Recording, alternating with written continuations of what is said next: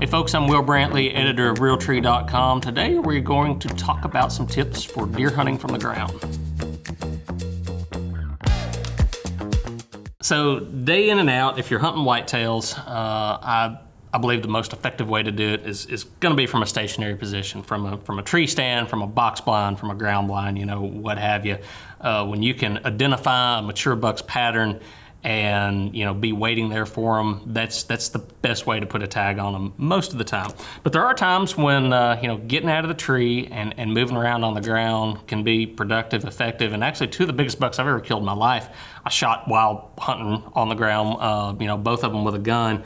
And certain times of the year and under certain conditions, it can be especially effective. And so that's what we're going to get into a little bit here today, are some times when when getting down out of your tree, when getting out of the stand and moving around can be your best way to fill a tag. And not only that, it's a lot of fun. It's a way that I grew up deer hunting, especially during rifle season, moving around from one spot to the other. And I probably spooked a lot more deer than I killed as a kid, but it's a good way to learn a lot of woodsmanship and stuff. And then, like I say too, under certain conditions, it can be really effective. And I think today's whitetail hunters in particular can be pretty reluctant to get down out of the tree because we are so paranoid about spooking a deer or whatever. But there's times when being aggressive can really pay off. So we're going to dig into some of those.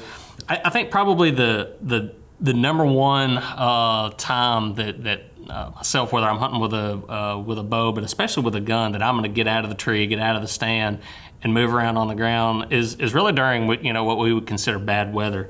High winds, steady rain. It's pretty miserable to be sitting up in a lock-on stand in that anyway.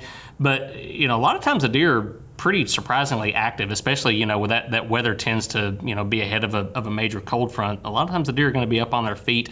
And a lot of times too, they're going to be pretty active in open areas. The high winds, heavy rain that really dampens pretty much all of their senses. They can't see as well, they can't hear as well, they can't smell as much if the rain's coming down. And so what I find is that deer like to, they do like to move around, but they like to get in the open, where at least they can see a little bit. They don't feel confined by that cover. And turkey hunters probably see that a lot too. You see a lot of turkeys standing out in open fields when the rain's coming down. And so under those conditions, particularly as you get later in the year, kind of during the rut, I like to climb down with a gun and just slip around. I like to hunt a lot of field edges, creek drainages, places like that. And I'm doing a lot more standing and watching and glassing than I am actually walking. You're looking for pieces of a deer. Deer aren't going to be up doing a lot of walking and chasing and stuff, typically during weather like that, but they will be kind of standing around, milling around,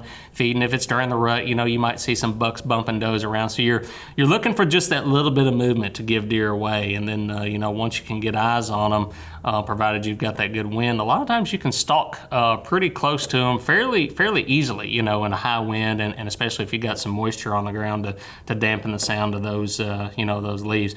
Another time that's always a good opportunity to to get down and hunt deer on the ground is anytime you're hunting in open country. I've spent a lot of time hunting mule deer and pronghorn out west, and spot and stalk hunting. I mean, most of those guys are in a lot of places there's not even a place to put a tree stand, and when you can put eyes on a deer from a distance, and it may be in a western state like Wyoming, but it may be in a plain state, it may be down in Texas, it may be in the Dakotas, it may be in a CRP field in Georgia. That they're open spaces all over.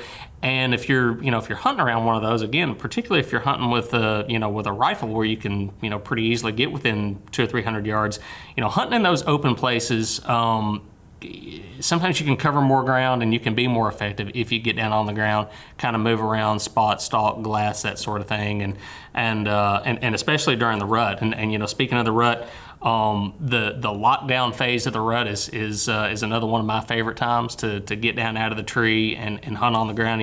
I shot a really good buck in Tennessee a few years ago. I was coming into the farm. I'd actually shot a buck there the evening before and had field dressed him, had him hung had him hung up on the gambrel there in the skinning shed. It was really cold that night, and I was coming back the next morning and still had another tag, and ran into the landowner, to the farmer on the way out. And this was right around Thanksgiving, and he said, "Man, I wish you'd have been here a little earlier. I just saw a giant buck," and said he's with a doe, and they went right in that little woodlot over there. And so it's kind of windy and cold that day, and I snuck into that woodlot and actually jumped the doe, and she trotted out in the field, and sure enough, the buck stood up behind her. And he was so distracted. They were locked down. He was so distracted by her. He looked right at me. He saw me.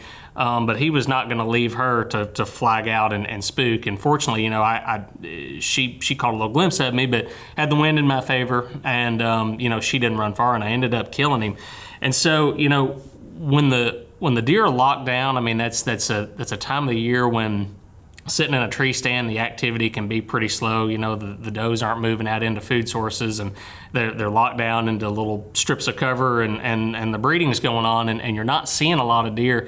And that can be a great time, again, if you're hunting with a gun in particular, to get down and hunt those little pieces of breeding cover, and that stuff is, it can be kind of hard to define, but it's not your big open ridges, and it's not your big open crop fields, but it's the little areas in between them. It might be the big dozer pile, it might be the little wetland thicket that connects one area to the other. It might be the grown-up fence row. Those are the places where those bucks are gonna, they can feel safe. They can feel covered with those does, and they're also areas that they can kind of survey and protect and fend off, other bucks.